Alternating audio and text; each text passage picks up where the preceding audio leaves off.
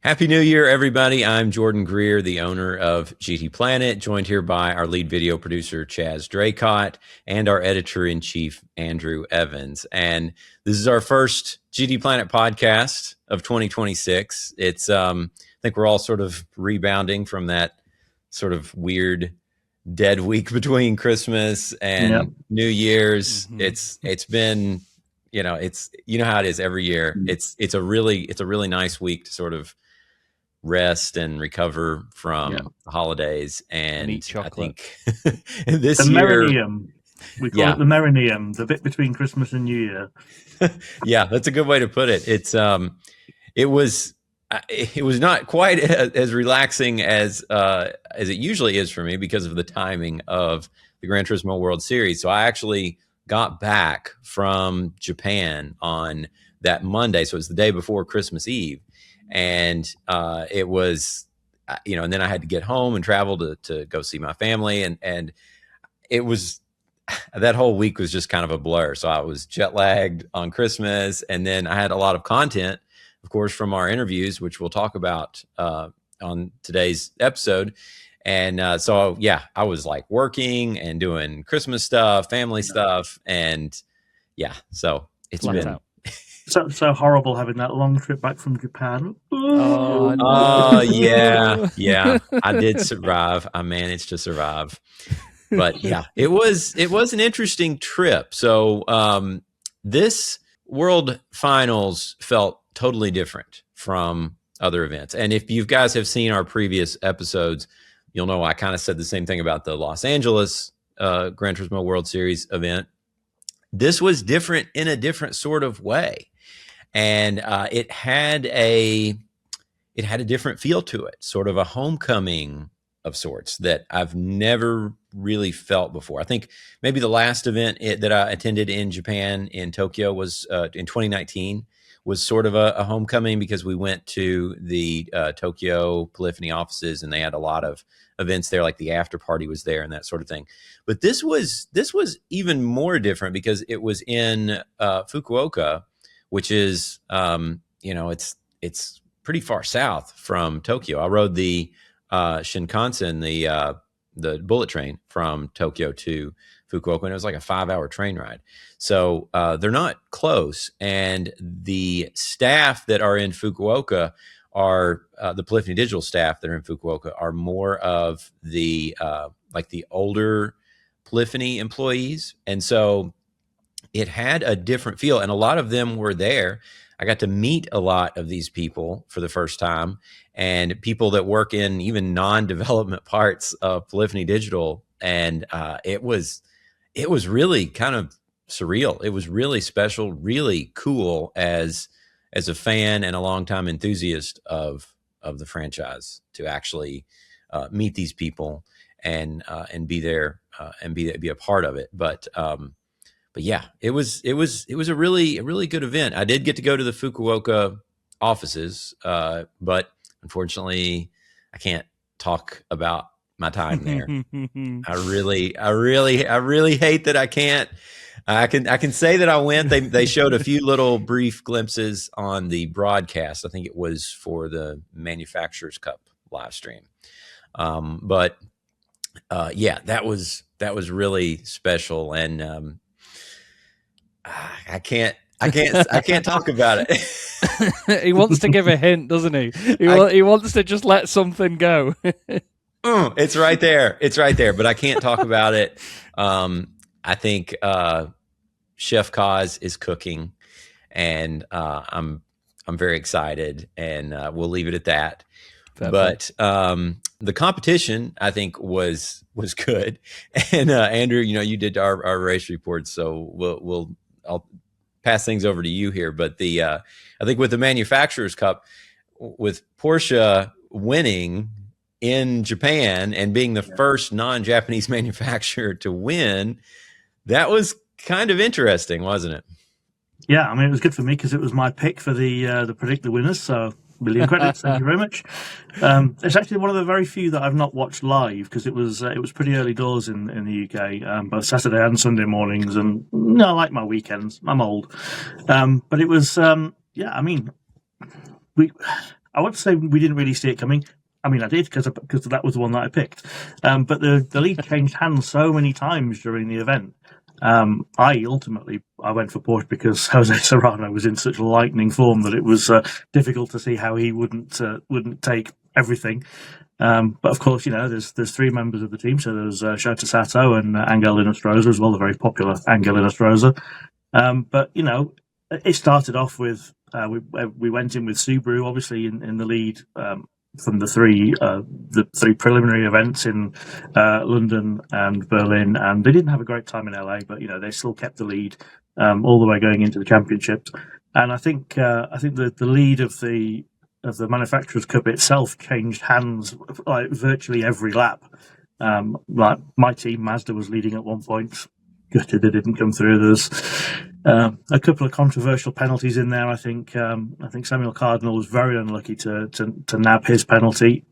Yes, he kind of tipped. It was Luca Bonelli in the Mercedes into a bit of a spin. Bonelli didn't really have to pass there. He was on much softer tyres, so he could have bided his time a little bit more. But it's one of those things that's easy to say in hindsight.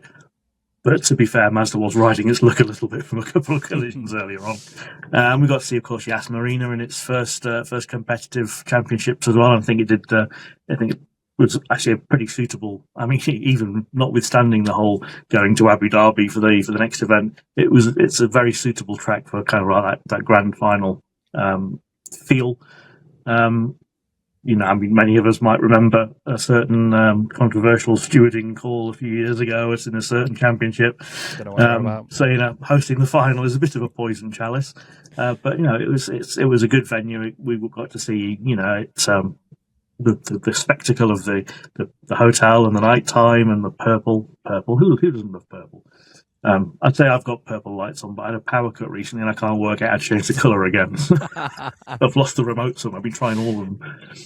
But it was one of those typical Gran Turismo high stakes, high energy, proper grand finals, and it was good to see a brand new team coming out on top.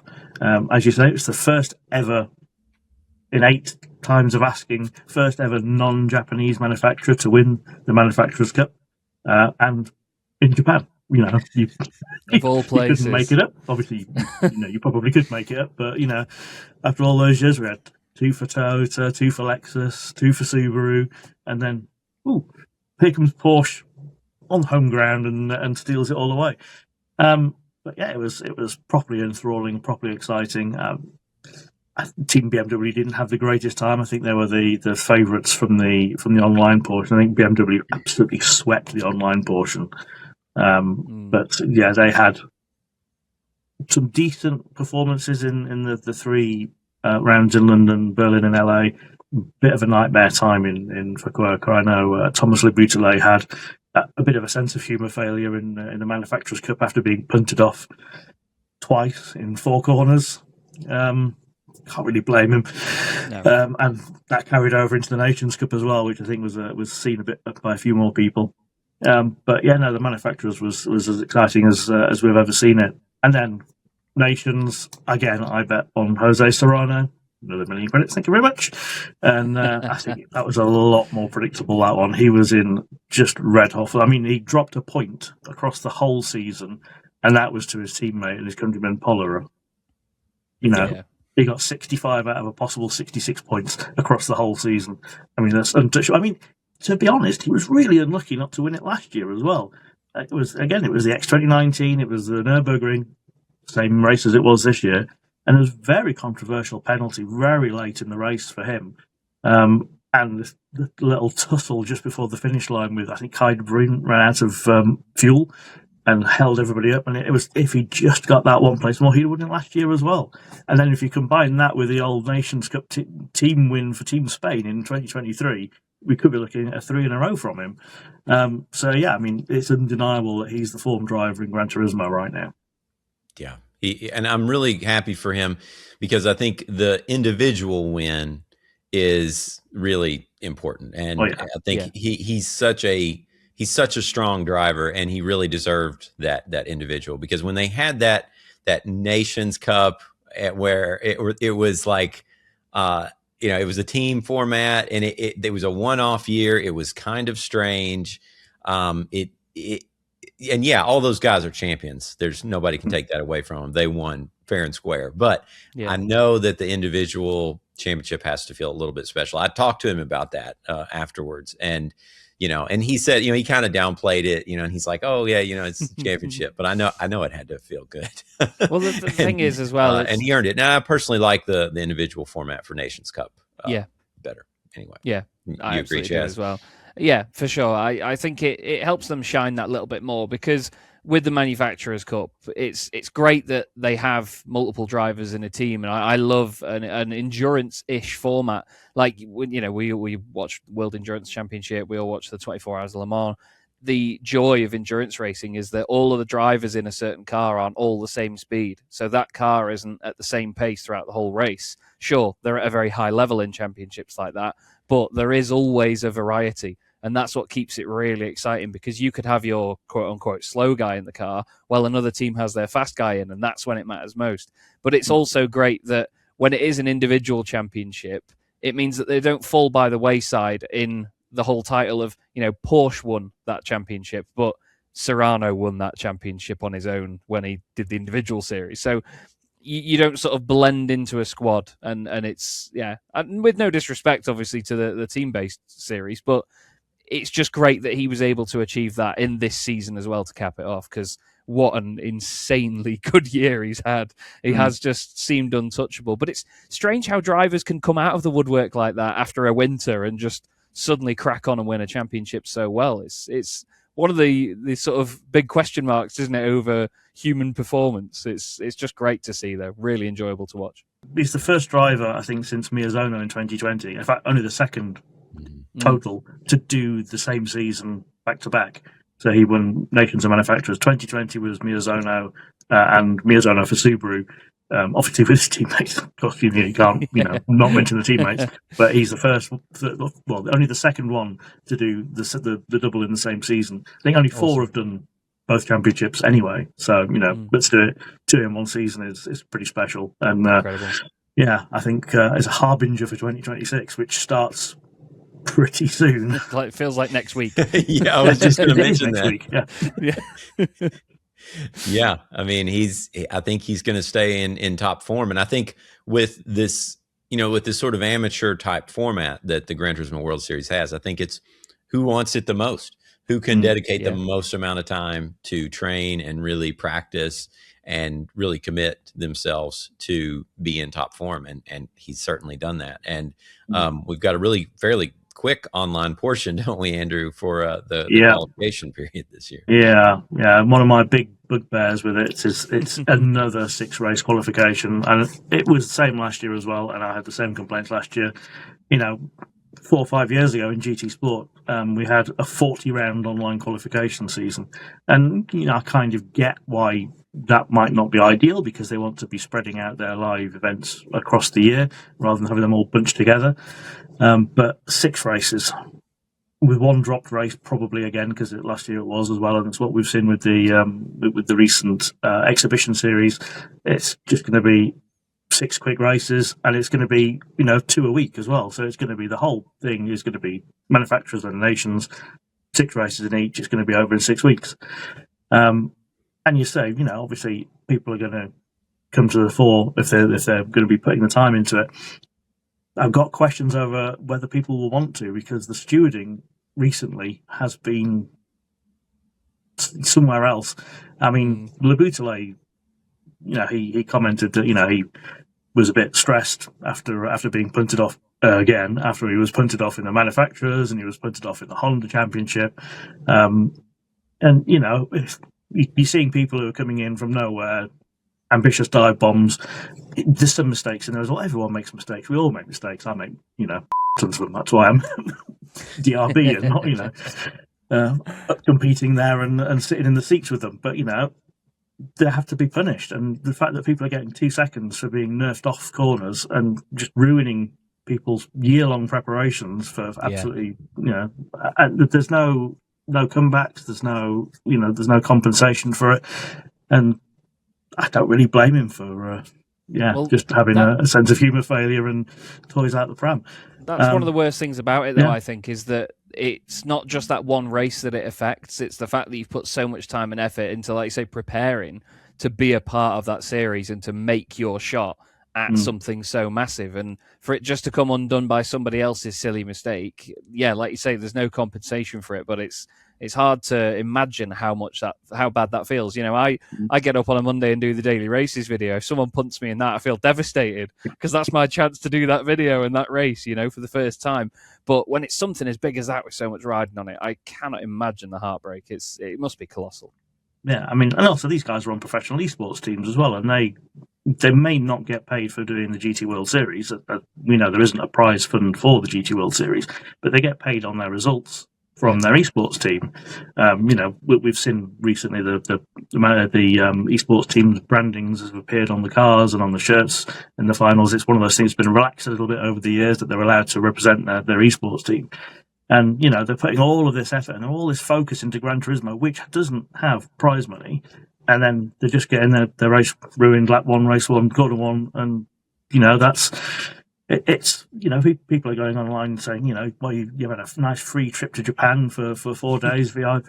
Yeah, but the reason you're there is to race. And, the racing isn't happening because the driving standards are not the best. And these are the best Gran Turismo players in the world. I couldn't hold a candle to them. I'm in no place to criticise their abilities and the driving standards. But the fact is that not enough is being done to enforce clean, fair driving. And this is coming across in the streams. And you've seen people in the comments going, oh, so-and-so's killed so-and-so, and all sorts of crazy, usual troll crap directed at drivers. They're all pretty nice guys. They get on fairly well. Kind of leaves a bitter taste when one of them is sitting on the sidelines because another one of them punted him off. Something really does need to be sorted out about the magnitude of the penalties. I think needs to be increased because 2 seconds running someone's race, even if it's completely inadvertent, it's not enough. Especially because these races are very short as well. Yeah, I agree. And Andrew, you've been to these events. You know how it works behind the scenes and the discussions at dinner and.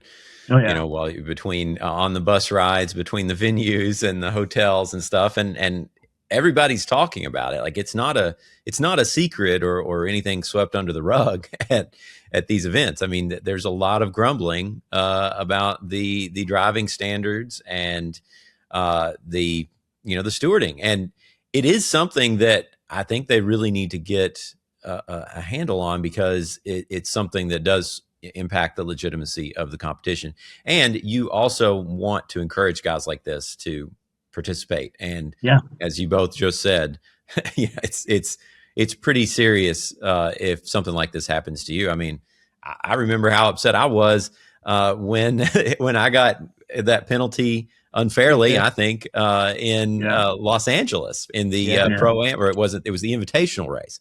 And I was really upset about it, but and that wasn't worth anything. I mean, that there was no significant stakes for me, but they got to get a handle on it. Yeah. You were there in Madrid when I got slightly tapped in I think it was the first Catalonia one, and I swore quite loudly, and unfortunately in a live auditorium. So you kind of again, really worth anything. I think the winner got a little plaque to say you won, but imagine being one of the 12 best drivers in the world, and you're all there, and that's what you've been working towards for a year or more, because people are working on last year, all that effort, and and admittedly, I think that the one in the Manufacturers' Cup was a complete mistake. It was just, I think it was a chap in a Lamborghini. I don't want to say for sure, missed the braking point at turn one, collected Benelli and Labutale at the same time, and I think they came together later on. And it was completely accidental, but and to be fair, this stuff does happen in real motorsport as well. I mean, we saw that weird 5-second penalty for Piastri at Interlagos this year, which could have decided the destination of the whole championship after 24, 25. I don't even know how many races there are in F1 anymore. All this, all the travelling around the world and all that, it sucks. It's one of these things that even the real world, they can't get a handle on the stewarding either. But, As they say, the racing isn't real, but the emotions are. Very true. Yeah, you see some of that, Chaz. I'm sure being a professional motorsport commentator. I mean, you sort of have a front row seat to that in the real world too, don't you? Yeah, there's been instances where, because I mean, I don't want this to sound like a brag, but I love to just get on with drivers in a paddock. Whenever I walk around a paddock, especially in the truck racing, when drivers come up to speak to me, I think, 8-year-old me would be screaming at this opportunity to talk to racing drivers, let alone have them come up to me. So I just see them as a group of friends. So then whenever they sort of have a bit of a coming together on a circuit and you see them angry with each other and shouting, you're like, no, not my friends, don't argue, it's fine. Like, it really, really gets to me. And obviously, with so much on the line physically as well, there's the added element on top of the sim racing side of it. Not to say one is worse than the other, but the emotion there is very visual between them, because they can physically shout at each other and be there in the same space. Luckily there's never hands thrown or anything like that. They are utter professionals, but there's moments where they're in each other's faces and very, very angry and shouty because somebody could get hurt or something's been damaged to a point where it's going to cost a hell of a lot of money. And yeah, it's very real in both instances. And yeah, I'd say probably people get angrier in sim racing. Actually, just come to think of it, I run a few iRacing leagues, and based on like the minor things that happen to people that they get very angry about in Discord, it's quite an escalation. It must be said. Yeah. I think a lot of that. I think it's sort of an inherent problem with sim racing, really, as an esport, I guess. In that, it's really hard to determine what was a mistake and what was an intentional aggressive move in real life and in sim racing. But in real life, you have those consequences. So I think people tend to be more forgiving in real life because they assume it might have just been a mistake. You missed your braking point. You didn't have as much grip as you thought, so you understeered, into the car in front of you, or something like that. Whereas in sim racing, you don't have those consequences, so it's easier to hide the aggression, and it's easier to say, well, I think that was intentional. But it's a real problem. I don't really know what the answer is, but I think bringing this back to the World Series and the Gran Turismo World Series, especially like the World Finals in particular, I think that the stewarding should be so tight that if you make any type of mistake, it's going to basically end your race. Like it needs to be stewarded to such a high degree that no one is going to even risk an aggressive move. They're not going to do anything that could be perceived as against the rules, and that would make for better competition. I think it would keep people more engaged. It would make it more fun to watch. You wouldn't have maybe as much risk taking, and I wonder if perhaps that might be an incentive, behind the scenes. And they're like, well, we want to see some more action and some more aggressive driving. That some human drama for the show. So, you agree, Andrew? Is that what you said? Yeah, some human drama. Yeah, some human drama. Or human comedy. Oh God! I need to do more of those. Actually, just to think of it, I need to make my way through them. Sorry. Maybe a human tragedy, maybe more. Oh, it is when I drive. But yeah, we'll see what happens. Abu Dhabi, of course, is going to be the next event on March 28th. That was sort of the big announcement in Fukuoka.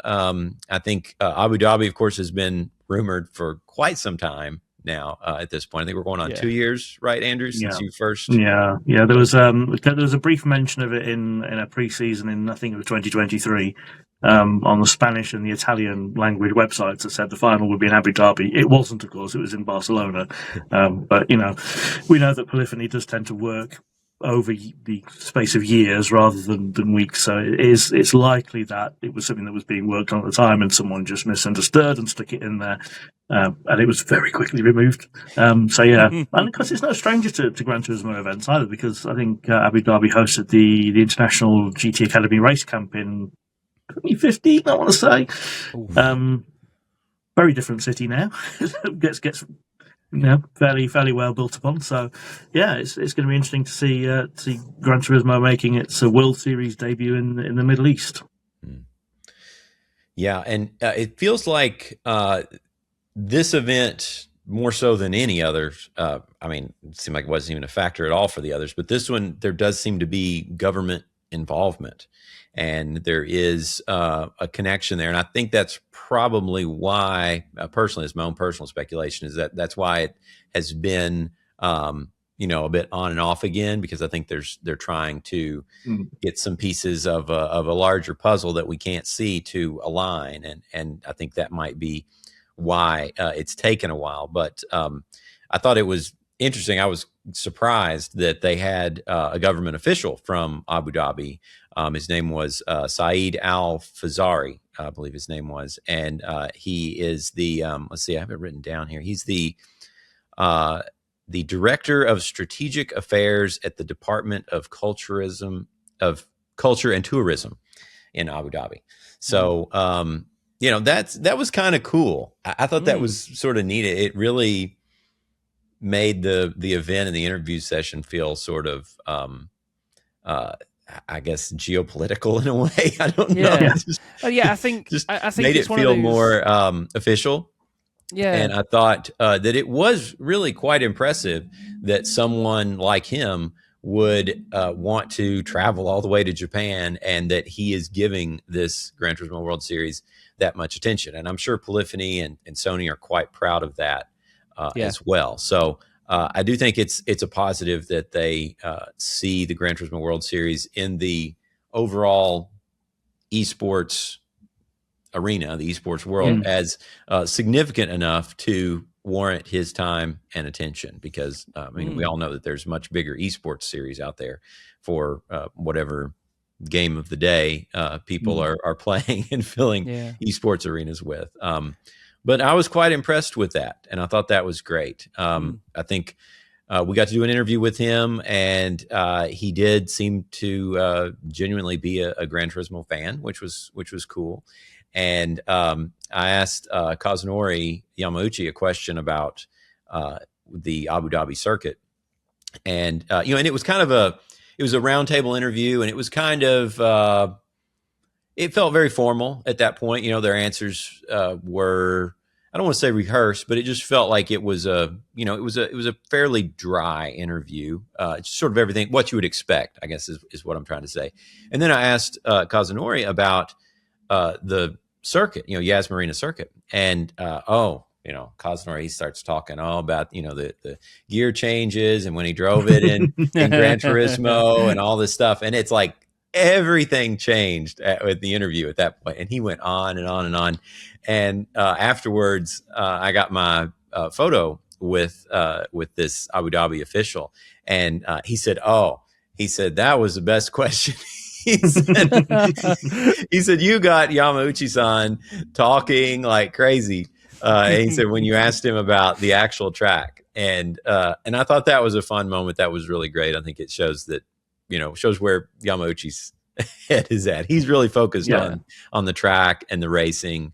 And I'm looking forward to it. I think it's going to be a really great event. Fingers crossed. I hope we get to attend that. I think, sort of reading between the lines, it seems like it's going to be a significant event from a perspective of like announcements and that sort of thing.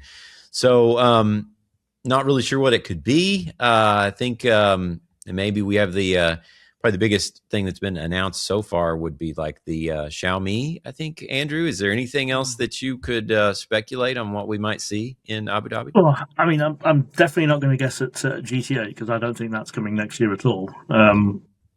But I think we've got the Yangwang to come as well, the BYD Yangwang. I can never remember the number of it. U7, I think. I think it's and it's U9. That's a U9 Extreme, because I keep on misspelling Extreme with an E. It's Extreme with an X, because like Fanatec, Elon Musk. Fanatic. But that's the crazy thing with like 3,000 horsepower that jumps. It's got this autonomous jumping function, so it'll jump over potholes and cow traps. Just some at reason. 300 miles an hour. At 300 What miles you've an always hour. wanted. Yeah, and powdered paint for some reason. And yeah, not from building to building to building like it did in the Fast and Furious film. But that was that ridiculous nonsense car. I can't. They've changed names 3 times. But yeah, I mean, we've got that. There's the Xiaomi and the Xiaomi Vision as well. So we're still expecting the Xiaomi Vision to come along. The only thing that's actually been definitively announced is the Hyundai Elantra TCR. Well, I don't think they're calling it the TCR in the game. I think there's a copyright reason why it's not going to be called TCR. But that's coming in January, so that's going to be obviously well before this Abu Dhabi event. So yeah, I mean, we've just had Spec 3, we've just had the Power Pack. Probably not expecting GT8, so I don't really know what we can be expecting for any announcements from Abu Dhabi. Yeah, I think one notable thing about this event is for the first time since, I want to say, correct me if I'm wrong, Andrew, but for the first time since the Nürburgring event in 2019? 2018 and 2019. The first time since that event, the Nürburgring, and they had the trackside party and everything, and it was actually in the competition was at the in the trackside at the Nürburgring. But this is the first time that they've had a World Series event at a venue with a racetrack. So just putting the pieces of the puzzle together, I see where it would make sense to have some type of announcement with a manufacturer like Xiaomi or something like that, where they could take attending media and the competitors and produce content around driving a new car on a track in they could do ride-alongs or, track driving or something like that as a way for them to produce content around the event. So that's just my personal speculation. I feel like it may be something tied to a manufacturer. I think the Xiaomi sort of makes sense. Obviously, the timing was not great in terms of Japan-China relations with the Fukuoka event. That was a little bit awkward there, but hopefully things will be all smoothed over by the end of March. And Abu Dhabi, of course, is quite far away from Japan at that point, so that might make sense. So we'll see. Yeah. I think coming back quickly to the official being there at the event, I think that is quite an important little detail of an event like that, because we'll all remember throughout 2020, I can't believe it's 6 years ago, everybody that flooded to go sim racing because we couldn't go racing in the real world. It was our perfect time to prove to people, look, this is why we go on about it so much. Like, it is such a real event. Like, we may all be in different rooms, we may be racing online, but it's so real, and this is, we tell people in the real world of racing why we take it so seriously. It was our chance to prove that. Seeing somebody from a completely, not even a different industry, but, outside of the industry, not tied to motorsport, he's not a manufacturer sort of representative or anything as well. That's a really good key to showing somebody else in a different corner, because he could go just to the office or whatever and say, oh, I've watched this massive, sim racing event and it's really cool. And everybody gets together and they race these cars, but they're not real cars. They're just in a game and all this. And he could spill the details of that, and that can then spill over into another industry or just another connection. And I just think that's a really cool thing to have, and to get the backing of that as well. And that sort of, endorsement, let's say, it's just brilliant, really, really brilliant. And it shows the sort of power that Polyphony and Chaz and everybody have to be able to draw such big people in like that. Yeah, you're right, Chaz. It is a big deal. And there is always these certain points in time in the Gran Turismo story, I guess we'll call it, where you do have these people from outside gaming and outside motorsport and automotive industry who are involved in some way in the game and in these events. The other one that comes to mind, well, I guess that's been a long time ago now, was the Gran Turismo 6 / 15th anniversary event in Ronda, Spain, where they actually had government officials there from Spain, and the mayor of Ronda was there, and they were heavily involved, and they were very excited because they knew that this massive game was featuring their small town as very prominently in the game. And they actually unveiled a street named after Kazunori Yamauchi, Paseo de Kazunori Yamauchi. And they had like a little plaque with his picture on it and stuff. And it sort of echoes that. That was like a big deal at the time. I couldn't believe it. I was like, what? This is crazy. Awesome. I don't think Kazunori could believe it either. But it was really fun. And so it's really neat to see that. And it's something that most games don't have, but few games have a connection to the real world like Gran Turismo does. It's trying to replicate the real world. So I think that's what makes it feel a little special when you have these types of crossovers and interactions like that. Yeah. But yeah, good point. I'm going to be looking forward to that for sure.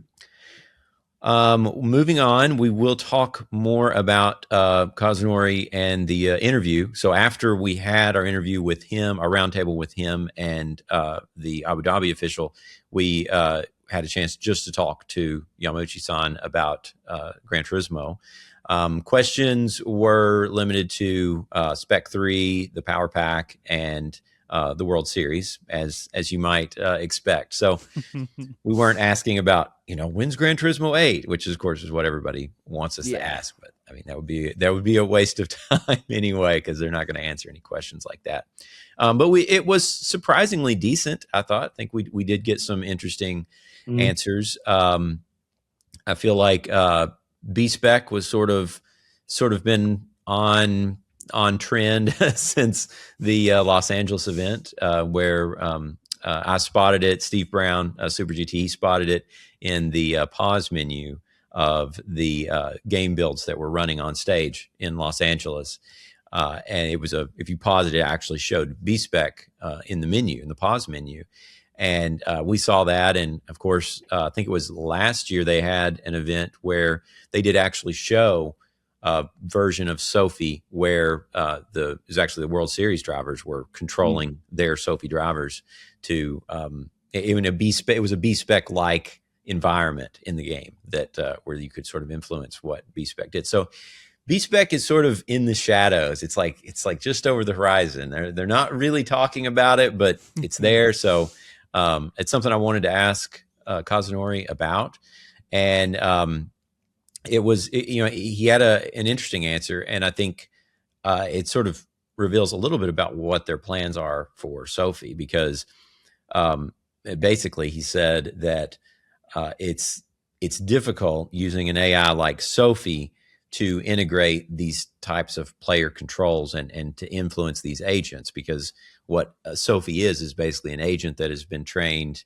on what to do, and polite driving, fast driving, and it integrates all these things in a form of artificial intelligence, and then it translates that to the track. Well, how do you then get the agent to do things like drive faster or conserve fuel or hold back on pace, save your tires? Like, these are all these other things, and it has to be sort of swapped out, I guess, in real time in terms of what you want the agent to do. It's another input, I guess, is how they would do it. And I hope that one day when they do finally launch this, we'll have a chance to talk to Sony AI and we can learn more about how they eventually do it. But Yamauchi-san, I think, gave sort of an interesting answer that reveals where they're at. But B-Spec is one of those things. It's kind of controversial at times. Some people say, I never want to see it again. Other people would love to see it.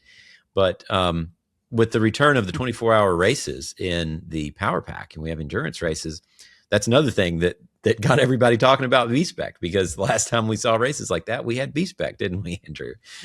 Yeah, I mean, at the moment, the way the Power Pack functions with the longer races, it's pretty much like a fancy Gran Turismo 4. You're driving the whole race on your own. Obviously, in GT4, you had 6 cars and fixed time and weather, and it was 24 hours of just the same thing. Now you've got 20 cars, you've got the Sophie 3.0 AI that you're racing against. There's proper strategy going on, day-night cycles and weather as well. But ultimately, it's still just you doing all 24 hours, and your choices are to suspend the console, which you obviously, you can do on PS5 and PS4 now, which you couldn't on PS3 and PS2. If you turned it off, that was it. It was gone. So you can suspend the console and hope the power doesn't go out and come back into your race, or hope your kids don't get hold of your console and start mucking around with it. There is a kind of a resume feature. It's a little bit awkward.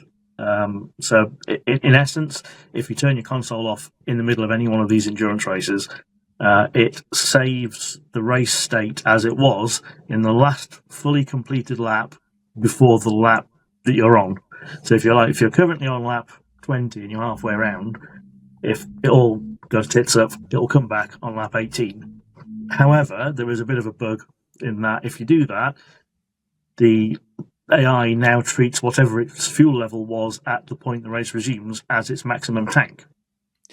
So if they're on like 3%, every time they pit, they'll take 3% fuel. So they'll be pitting every lap, and it just completely destroys the whole competitive aspect of the race. So you do have to be very, very careful with that. Hopefully there's going to be a fix for that coming at some point in the near future, because that's something a lot of people who are playing their power pack are complaining about at the moment. But yeah, I mean, how we used to do it in the days of GT5 was you would get bored of it. I mean, I didn't. I drove the whole thing because I'm a lunatic. There were 3 of them in GT5, if I remember rightly.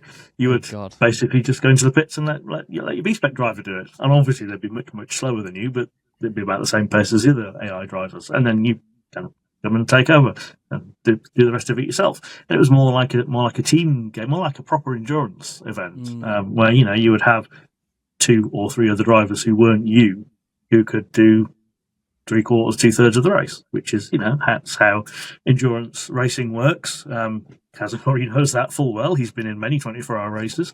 It's what we're seeing in Endurance Motorsport Series when that comes out, hopefully this year, playing on the whole team aspect of endurance racing. So, that's one of the places where you can see B-Spec being really, really useful. And there's been several iterations of B-Spec as well. There hasn't just been the one where, the driver is the driver and you just swap over them. We've had versions where you could train up a team of drivers.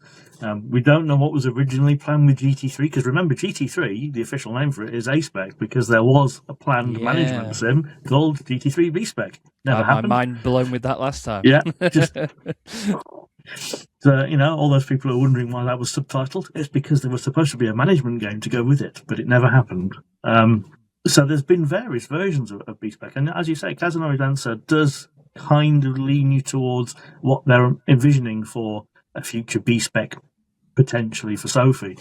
I mean, I've always enjoyed B-Spec. There was a cracking Gran Turismo 6 seasonal event which was restricted to B-Spec drivers, and it's one of the most bizarre and fantastic races there's ever been in Gran Turismo, even though you weren't doing it yourself. I loved it.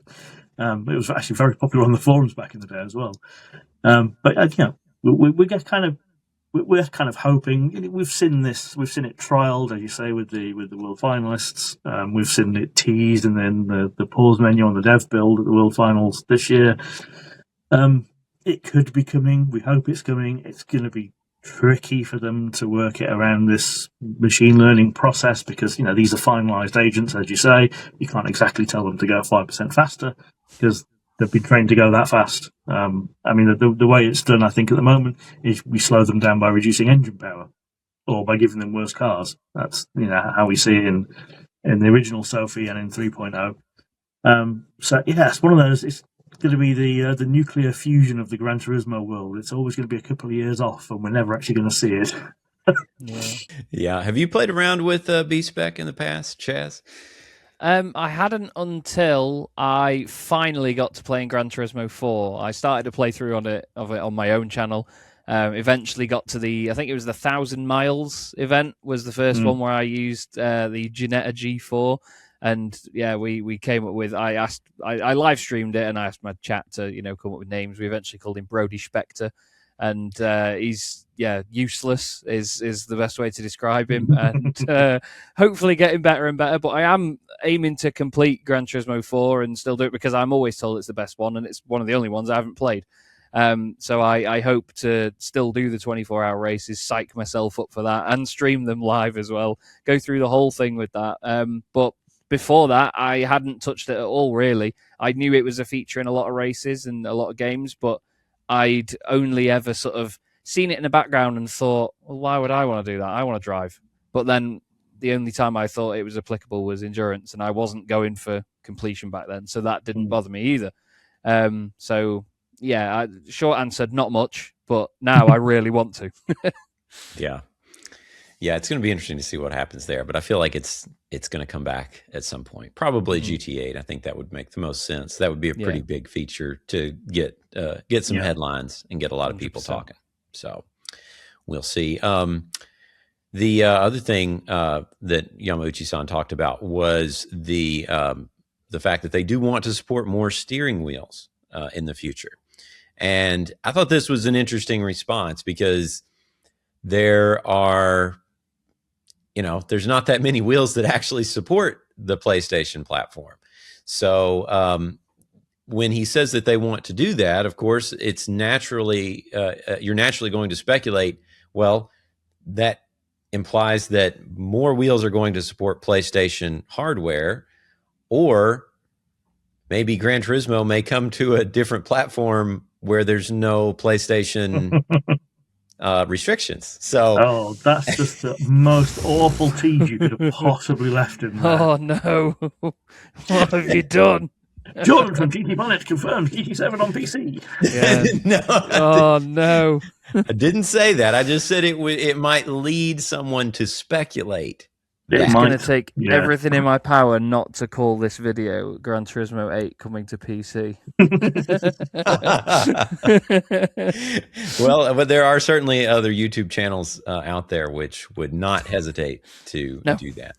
And they may still yet. So we'll see. But I did think it was interesting. I think that the fact that direct drive wheels are sort of the standard now for the high end or even medium to high end range. I think there's a lot less variation in terms of what all these wheels bring to the table. And that may make it simpler from a development standpoint to support more of these wheels where you have, they're more similar, their internals are more similar. And I think that that would be a great thing. That would be a great thing. I think the PlayStation limitation has always sort of kept sim racing on console from growing as big as it could, perhaps because someone may want to buy a wheel that is at a price point or that has more a bigger ecosystem or specific accessories that they want, but it only works on PC and they can't use it on PlayStation. So that is going to limit them, and they'll say, well, I can't play Gran Turismo because it's on PlayStation and I've got this wheel that I want to use for my PC simulators, so I'm just going to stick with PC. And the PlayStation licensing, I mean, I get it. Sony, they want to get paid. They want to get their money for devices which connect to their hardware, and they want to ensure that users are getting a plug and play experience. So that's all good. And that is all very important. But I think the fact that Kazunori mentions that he is looking at this and wants to support more wheels is a good sign. Maybe a little hint at the things to come. I don't know. Yeah. I mean, Yamauchi, as well as being the CEO of Polyphony, is I think he's an executive VP at Sony as well. So, if there's anyone who's in a position to push to make this change, it's the guy who wants people to come to his racing game. And as you say, you look at identical wheels. The PlayStation one is $80 more expensive because it has to have the security chip in it. It's a situation that's been around forever, and it is one of those things that stymies you. And you're thinking, you've got a £500 console, you've got a £500 steering wheel, you've got your 4K screen. What's $80 here or there? It's a decision breaker. Yeah, it is. Why do that when you can have your PC? Yeah, exactly. Yeah, and I think there's also a business case behind the scenes which we will never see or be privy to, but there's always been one particular Gran Turismo branded wheel out at a time. It started out with Logitech, then it went to Thrustmaster, and now it's currently with Fanatec. And you could see that these companies probably make a case why they should be the officially licensed wheel. And instead of having multiple officially licensed wheels, like Gran Turismo wheels in particular, they probably are willing to pay a premium to have their product be the only one to carry the Gran Turismo logo and to offer the best experience. So, and who's to say that that isn't the best thing? Because when you have a company like Polyphony, which is very detail oriented, they can do one thing extremely, extremely well. Maybe we are getting a better experience on like a flagship wheel like the Gran Turismo DD Extreme, than we would if we were just able to connect all types of wheels to Gran Turismo. I don't know. Although it did take 2 years to support full force, so That's an excellent point. With a wheel with a giant Gran Turismo logo on it. Yeah, but don't get me started, Andrew. Don't get me started. We'll be here for another we learned this last time. We will be on here for another hour. We need to move on before you distract me too much. We talked about sounds a little bit. This question was actually, it was kind of funny to be there in person when this was asked. So it was another journalist that was there.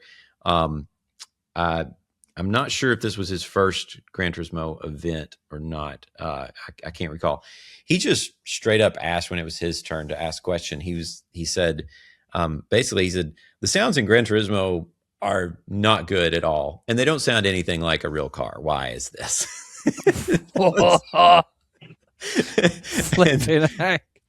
I was like, well, that's an interesting way to phrase the question. And I think, considering someone like me, I mean, I see how far Gran Turismo sounds have come from, the Gran Turismo 4 and 5 and 6 days. And you just had these horrible sounds. And so now when I hear cars in Gran Turismo Sport or Gran Turismo 7, I'm like, wow, this sounds really good. But, there is obviously still a lot of room for improvement. And you do hear certain things in other games, which make your ears perk up and say, that sounds pretty good. So, but the bluntness of the question really gave me a chuckle. I thought that was pretty funny, but Kazunori acknowledged that, and he got into this interesting esoteric conversation around volume and decibel levels. And he made the case, and we'll link to the full article that I posted on this in the video description. But to summarize, he basically said that when you can't replicate the volume of a sound, it tends to lose a lot of its impact and its characteristics that make it unique. And when you're listening through TV speakers or headphones, you're not listening at those same decibel levels that you would experience in real life. So it's not going to sound the same. Of course, the counterpoint to that is, people say, well, you can listen to a YouTube video and it sounds more violent. And that's obviously not at the same volume it was in real life either. But of course, there's other factors going on with the sound recreation, sound recording, and that sort of thing. He basically said and summarized his response, stating that they need to sort of mix the sounds together in a different way to make it a little more authentic. And I do think that is one thing in particular I would like to hear more squeaks, more squeals, more mechanical stuff happening under the hood, because it sounds right now in Gran Turismo like it's a pure engine note, and you're not really getting a lot of these other little details. So I think that is one area where he's right. Gran Turismo could improve. I think as well, just to add to that, the one thing I noticed from even just doing the daily races weekly is the curb sound is always the same. I don't think it's a bad curb sound. I think it's probably one of the best curb sounds in any game, but no matter what type of curb you go over, it's always the same result and the same noise. So I think just getting rid of a bit of that repetition would make a difference. But just in terms of the volume themselves, I've always been impressed with the backfire sounds from Gran Turismo games. I remember on GT Sport as well, the first time I heard the backfire noises, I thought they've done really well to consider that the backfire sounds are so much louder than the engine notes, because obviously as soon as you have, an engine note that's this loud, if you need a backfire noise that's suddenly here, the whole engine note is then suddenly a lot quieter. So to keep it all at high volume while having one thing much louder than the rest is a very, very difficult thing to do. But that's the only aspect I think they've really nailed is backfire sounds. Because, I mean, when I use this headset for the daily races and even the Power Pack videos, when there is a bang, it makes me wince a little bit because it's so loud, like a backfire would in real life. You know, if anyone's been to see GT racing, you know that most times a GT3 car now changes gear. It's usually like a gunshot going off. When they go past you, they force you to blink. You know, you react. You, what's it called? Not wincing. Surprise. Yeah, I can't think of the word. Flinch. That's it. Yeah, you flinch because, you know, you suddenly your body goes, because of this loud noise. And you feel that sometimes if you have Gran Turismo 7 turned up on an external view, of course. But yeah, I think, like you say, Jordan, they do certain things very well. When they do something well, they nail it and it's brilliant. But the sounds of the engine notes and how similar to how the cars look, everything's a bit too pristine. And it needs to be a bit more rough and ready, like a race car would be. And of course, we do have dirty cars now. Yes, true. Dirty cars now, yeah. It takes a while to get them dirty, but yeah, we do now have dirty cars. Yes, we do. I Plus, left my to put in the PlayStation article title, filthy gorgeous. Yes.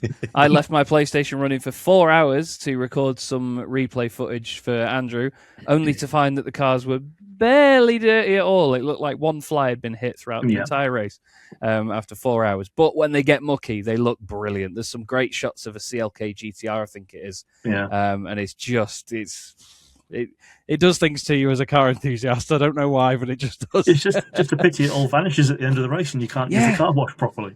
Yeah. I'd love to see the car wash being actually cleaning the cars up. That we've had car washes in since the first one. Yeah.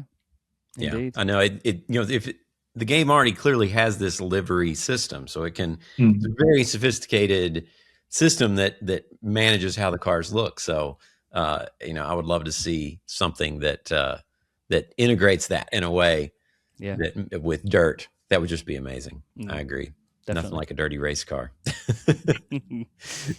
But let's see. Moving on, I did want to talk about one question in particular. Somebody tagged me in the forums. I apologize. I can't remember the username exactly who it was at this point. But I thought it was a good question. And they said, wish somebody would ask Kazunori at the next interview session why we don't have more track layouts available in these circuits. And I think Yas Marina is one that we all assumed would have, because it has how many layouts? It has like it's got at least 5 that I can think of. I think there's a Rallycross one as well, which it's not exactly a barrier because we've got the Catalonia Rallycross course, right? Which is kind of random. So I think Yas was ripe to just have tons of layouts, and then it didn't. Everybody's like, what? And so I thought, hey, this would be a great question to ask him. And so I did. And unfortunately, I phrased the question in a way, just to give him a chance to explain sort of the philosophy of why that happens. And his answer, I didn't do an article about it because it was kind of just a non-answer, really. He just said, we just don't really have time to do all the layouts. And, as more time passes, maybe we can add those in the future. But I mean, I guess that makes sense, but it's kind of a frustrating answer because you're like, it's there. It's literally right there. All you would have to go in. And again, I mean, speaking as a lay person here, but it seems like you'd go in, you'd click delete on some tire barriers, and you'd make sure that the mesh, the collision mesh for the ground and the track is where it should be for these other layouts, and you got a new track. And especially just to add to this as well, it's not like, and this is in no way saying it's not as superior to each other or whatever, but with iRacing, they only tend to do stuff that they physically laser scan that already exists. They do have some fantasy cars and so on. There's a lot of fantasy Group 3, Group 4, Group 2 cars in Gran Turismo, so it's clear that they can take something and then modify it for their own game and their own benefit and their own product, let's say. So why not something with that?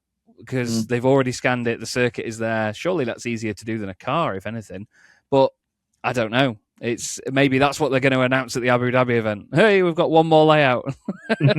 We've got the chicane. But it seems so strange that in a game where they go for a really realistic view, but they can also, mold it to be a game, they haven't gone to utilize that. Yeah, I've always been a little bit mystified by the absence of some alternate layouts. I mean, I've been missing Suzuka West. I used to love that course. Oh, it's brilliant. But I mean, you kind of got to appreciate that these things that have alternative pit lanes, they might not have space for the 20 cars that are in Gran Turismo. So you can kind of understand why that one's not on. But yeah, it's a bunch of cones and a bunch of tire walls. Yeah. You can do it in Forza Horizon. You can just and then new track. Yeah. Well, I can't believe. I mean, again, we're speaking as lay people. It obviously can't be all that easy, but Yas Marina seemed like a gilt-edged opportunity to stick in. I mean, even there's another pit lane on Yas Marina, which you will see if you go on the bit after the back straight. You'll see it on the right hand side. It's all there. It's all modelled. It's all scanned. It's not like the Bugatti circuit at Le Mans where you'd have to go and scan some more. It's just some different bits of tarmac that are already scanned. They already have them. It was a bit of a for me, that one. Yeah. That's another one that upsets me. But then we get the Nürburgring in reverse, so who can argue with that? Yeah, that makes more of a case for more Abu Dhabi layouts, surely. Yeah. I suppose it's the same circuit the other way around, but even still, surely there's got to be a bit of fiddling to make that work. Yeah, I mean they've actually added new pit box, that's start box markings on Dottingerhoa for the reverse version. And there you go. You wouldn't have to do any of that with Abu Dhabi short. I know. Yeah, the reverse layout Nürburgring was actually my next question that I had. And I mean, I was getting ready to ask it, and they're like, okay, we're out of time, everybody. No. And then, some people wanted to get their picture with Kazunori, and I was like, crap, next time. So, but yeah, that was another super random. Nobody saw reverse Nürburgring coming. Very odd thing, but maybe next time. It is on my list for the next time. Hopefully I'll get a chance to interview Kazunori in Abu Dhabi. Fingers crossed. Hopefully we get to go, and hopefully they do an interview, because he doesn't usually do interviews at these things. He used to, but not in recent years, sort of post COVID. Kazunori interviews are very rare, usually once a year, if that. So it's on the list for next time. Speaking of next time, we'll sort of wrap things up here and talk about 2026 a little bit. I feel like we've talked a lot about Gran Turismo's future this year. So, I don't really know what else is left to be said, other than Spec 4. Do you think it'll happen, Andrew? I don't think so. I think we've kind of got the precedent of 2 years between launch and Spec 2, and between Spec 2 and Spec 3. And I think if you're looking at 2 years between Spec 3 and something, it's going to be Gran Turismo 8. So, be looking forward to 2027 sometime to see the next game in the series. I don't think we're going to get a Spec 4. Yeah, probably not. I think we're going to get plenty of updates across the year. I think we're probably going to. You're still going to see 8-ish updates across the next year, until we reach the point where they become more modest. But yeah, I think you're going to see a fairly decent year of GT7 support. Teeth in. But yeah, I think that at some point towards the end of this year, it's going to have to give way towards GT8 development, and then that's going to be 2027. Yeah, GT Sport 2. I was going to say maybe they're going to call it GT7 Sport or GT7 B-Spec. GT7 Epilogue. I know, that's exactly what I was getting ready to say. Yeah.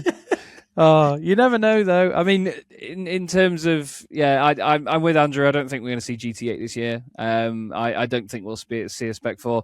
If there is any inkling of seeing anything like GT8, it would be December. It would be right at the end of the year, right at the end of the lifespan, and it's highly unlikely.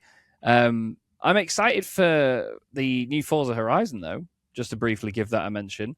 I love my Japanese cars, as I'm sure we all do, because you sort of get forced to love them by Gran Turismo, but it shows you the best of them. And I'm really intrigued. I ignore all the AI rubbish that you see online of people saying, "Oh, they've leaked this location and that," and people are just using AI to generate images. It's all over Facebook, and I hate it. But I think it's going to be it's got the potential to be the best Forza Horizon because there's such a massive culture behind that. It just depends whether they nail it or not, because they've missed the ball with a few little details that have upset a lot of people very easily in the past. So, yeah, we'll see. Yeah. But I'm excited for it. That is one that I'm definitely going to play. I've skipped a few, but I'm going to be all over that one. Yeah, no, I've enjoyed Horizon 5 an awful lot, but it didn't exactly advance Mexican car culture particularly. I mean, there's, the hot show taxis wandering around, and they eventually brought in the Nissan Suru well after launch, and it's a pretty enough location. I enjoyed the game plenty, and we don't really know what Horizon 6 is going to bring. Is it going to launch on PS5? Is the big question, because obviously they've been bringing, they brought 5 to PS5. Are they going to keep it on their own console first, or are they going to launch it with PS5 at the same time? Obviously, PC is in the mix as well. That's going to be the interesting one for me. I can't come down one way or the other whether they're going to launch on PS5. I hope that they do, because my Xbox Ultimate subscription is getting a bit pricey now for very little to show for it. But we don't really know what they're going to do. There's plenty of Japanese cars already in Horizon, especially if you pay for the K car pack. So I don't really know what else they're going to do, but it's a location that everyone's been calling for, I think, since the third game, if not earlier. So it does have the danger of, can it meet expectations? Yeah, hope so. Yeah, they're going to be sky high for this one, and having just spent a week in Japan, I think it's the perfect place for that. I was thinking about Forza Horizon 6 while I was there, and there's so much culture, there's so much detail. It's such a unique place in the world. It's amazing, and everything has a certain look and a certain feel that's very distinctly Japanese. Everything's very clean and organized, and I think people are really going to enjoy playing that if assuming that they do a good job. But I think that they will in recreating that environment in the game. And I think for the Western audience, which is going to be predominantly who buys Forza Horizon 6, I think it's going to be a real special treat for them. So yeah, I think a lot of people are looking forward to that one. It'll be interesting to see how that slots in with Grand Theft Auto. That's going to be the one this year that I think, who wants to go up against Grand Theft Auto? I mean, assuming they do launch it and not delay it 6 months again, which they have been somewhat prone to doing. But obviously, it's not a driving game, but we do kind of we do like to lean into it when we can. I think you'll have to correct me if I'm wrong on this one, but I think the very first game-specific subforum on GT Planet, I think, was the Grand Theft Auto subforum. I believe you're right on that. Yeah. Wow. So it's a big one amongst GT Planet members. Is we do. There's an awful lot of us who do just like driving the cars around and doing the races rather than all the the other stuff that was not PG-13 for the channel. But it's a behemoth, isn't it? Where we criticise some games for being a bit delayed, and Rockstar has so far managed to churn out exactly no games in the last 12 years on the Grand Theft Auto series, but instead just keep updating it for the new consoles. The first game I can think of that's gone through 3 separate console generations. But yeah, it's going to be a massive one, that one. Just going to be crazy. Who is going to launch a game against that? You'd have to be loopy. Yeah. I think that's probably the strongest argument against Gran Turismo Sport 2 coming out this year. Yeah. But if it gets delayed again, which I think is certainly possible, it would be interesting to see how that might affect something like GT Sport 2 and to see what happens there. So you never know. It's going to be a very interesting year, I think. Then, of course, we also have Assetto Corsa Evo and Rensport, which are, up and running now on consoles. And it's going to be interesting to see what they do. It feels like we haven't heard a lot from them recently. It's sort of been in the background since the release, but they're still out there. Yeah, I mean, I'm looking forward to, as I mentioned it earlier on, Endurance Motorsport Series. I've only really got to have a bit of a look at that in Paris back in March, I think, and it has plenty of potential. I think that's going to be one that, if you're particularly into endurance racing, I think that one's going to hit the spot. But yeah, I think that's the one that I'm more looking forward to. As well as, except of course, at Evo, of course, we've got Rally. That's an interesting one. Again, a very niche product, but that's one that's on my checkbox. Yeah, Chaz, and hopefully we'll see some improvements from Project Motor Racing as well. Oh yes. That one. Yeah. Don't hold your breath. Chaz's favorite. To be fair, they've been making strides on it, and the team's been shrunk down a bit, but they've been making some strides on it. They've addressed some of the things that we all complained about. Still a long road, but it's hopefully they can turn that one round, because that one's, as we said, the car list is a love letter to motorsports. It's one of those. It should be better. It's got a Lola, a T70 in it. Yeah, fingers crossed we'll get there. Yeah, I agree with you. Maybe it was unfair of me to comment like that, but at least they are doing something about it at the end of the day. That's the thing. You have to give them credit for that, and they've taken it on board, and they've clearly shown it's going to be tough with the smaller team as well. So, you can... Yeah. We're going to have to give them time and space for that one. But, yeah, I think I've wanted to try AC Rally, but unfortunately, I sort of made a rod for my own back, because I'm doing a playthrough on EA Sports WRC at the minute, and I don't want to then go to AC Rally and think, this is so much better, and then can the playthrough for that. So I'm waiting a bit till I'm a bit further through before I go for AC Rally. I'm excited to give that a proper good go. Rennsport, I don't know. And to be fair, AC Evo doesn't intrigue me that much at the minute. I enjoyed it to begin with, but every time I go back on it, I drive around a bit, and then I just think, what am I doing? Why am I doing this? You know what I mean? I don't see the purpose in AC Evo at the minute. It feels like there's something missing for me. So I'm intrigued to see what they do with it for the year. To be fair, it is early access, so there's more being fed in.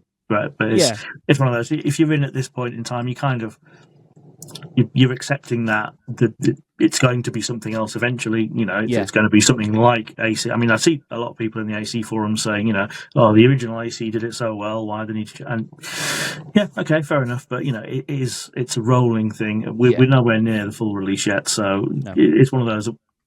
I'm going to be quite excited to see it. And Rennsport's always been a weird one to me. It kind of takes us back to the beginning of what Jordan was saying with the Middle East and esports event. It was part of this big esports tournament in Riyadh with $1 million prize fund for the teams, and it's like, but I don't really understand the game. But it's rubbish. But it has had a couple of changes, and I did speak to one of the new PR guys, and they had a clearer idea of where they were going. But again, the full release didn't really hit the spot for me. So no.